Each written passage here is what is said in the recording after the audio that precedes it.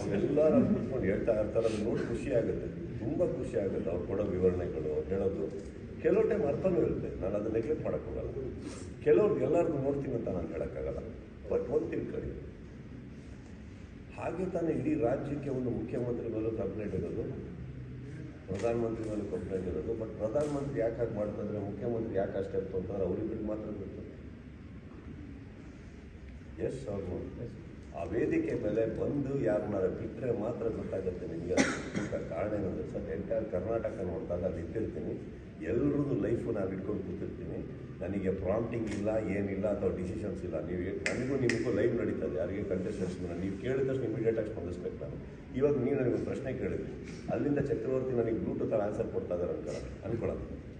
ನನಗೊಂದು ಟೈಮ್ ಬಡವರ ಆನ್ಸರ್ ಕೇಳಿ ನಿಮ್ಗೆ ಹೇಳೋಕ್ಕೆ ಏನಾದ್ರು ಬೇಕಲ್ವಾ? ಅದು ನೋಡಿದ್ವಿ ಅಂತನಾ? That means it is spontaneous. ಹಾಗಂದ್ರೆ ಎಲ್ಲ ಎಪಿಸೋಡ್ ನೋಡ್ಬೇಕು ನಾನು. ಆ್ಯಂಡ್ ಕೆಲವು ಯಾಕೆ ಕೇಳಿರಲ್ಲ ಅಂದರೆ ಅದು ಇಲ್ಲಿಗೆ ಹೋಗಲ್ಲ ಸರ್. ಕೆಲವು ಟೈಮ್ ನಾನು ಕೆಲವ್ರಿಗೆ ಬೈದಿರ್ತೀನಿ, ಅವ್ರಿಗೆ ಮಾತ್ರ ಬೈದರು, ಯಾಕಂದರೆ ಅವ್ರು ಚೆನ್ನಾಗಿ ಆಡ್ತಾ ಇದ್ದಾರೆ. ಇವತ್ತು ಬೈದಿಲ್ಲ ಅಂದರೆ ಹಾಳಾಗೋಗ್ತಾರೆ. ಇನ್ನು ಕೆಲವ್ರಿಗೆ ಬೈಯೋ ಅವಶ್ಯಕತೆನೇ ಇಲ್ಲ, ಯಾಕಂದರೆ ಅವ್ರು ಅಲ್ಲಿವರೆಗೆ ಬರೋದೇ ಇಲ್ಲ. ಅದು ನಮ್ಮ ಕಣ್ಣಿಗೆ ಕಾಣ್ತಾ ಇರುತ್ತೆ. See, why will I be biased or why will I be scared? ಎಂತೆಂಥವ್ರನ್ನೋ ಪಳಗಿಸಿ ಯಾರು ಮಾಡಿ ಎಲ್ಲ ಮಾಡ್ಕೊಂಡು ಬಂದವ್ರು. ಇನ್ಫ್ಯಾಕ್ಟ್ ನಾನು ಯಾಕೆ ಅದಕ್ಕೆಲ್ಲ ನೀವು ಸೀರಿಯಸ್ಲಿ ಸರ್ ಎತ್ತ ಮಾತಾಡ್ತಾರೆ, ಅದು ಓಕೆ, ಅವರ ಪರ್ಸೆಪ್ಷನ್ಸ್. ಬಟ್ ಇವತ್ತಿಗೆ ನೋಡೋಕೆ ಹೋದರೆ ಅಷ್ಟು ಪೇಜಸ್ ಓಪನ್ ಆಗಿದೆ ಅಂದರೆ ಆ ಪ್ರೀತಿ ಇದೆ ಸರ್. ಬಿಗ್ ಬಾಸ್ ಒಂದು ಇಂಚ್ ಬೈ ಇಂಚ್ ನೋಡ್ತಾರೆ. ಇವತ್ತು ಹೋಗ್ತಾ ಏನಂದ್ರೆ 14 TV ಯಾರೆಲ್ಲ ಸುಮ್ಮನೆ ಬರ್ತಾ ಇಲ್ಲ ಅಂದರೆ ಅಲ್ವೇ? ಸಕ್ಕತ್ತಾಗಿದೆ. ನಾನು ಇಷ್ಟು ದಿನ ನಾನು ಒಬ್ಬನೇ ಆ್ಯಂಕರ್ ಆಗಿದೆ, ತುಂಬ ಜನ ಇದ್ದಾರೆ. ವೇದಿಕೆ ಮೇಲೆ ಮಾತ್ರ ನಾನು ಒಬ್ಬನೇ ಅಷ್ಟೇ.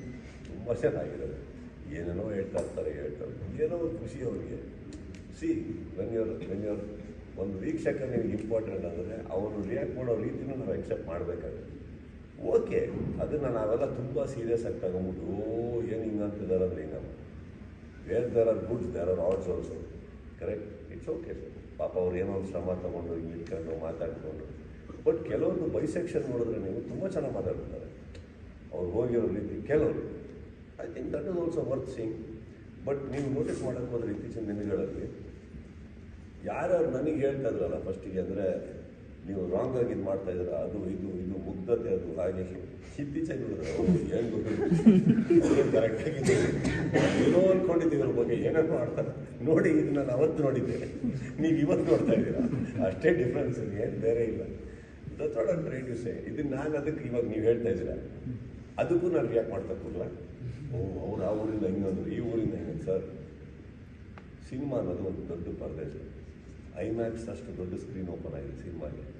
ಆ ಪರದೆಯನ್ನು ನಾವು ಇಳಿದು ಗ್ರೌಂಡ್ ಲೆವೆಲಲ್ಲಿ ನಡೆಯುವಂಥ ಗಲಾಟೆಗಳಿಗೆ ನಾವು ಹೋಗ್ಕೂಡುದು. ಅಲ್ಲೇ ನಿಮಗೆ ಗಲಾಟೆಗಳಾಗಲ್ಲ, ಅಲ್ಲಿ ಹೋಗ್ಕೂಡುದು.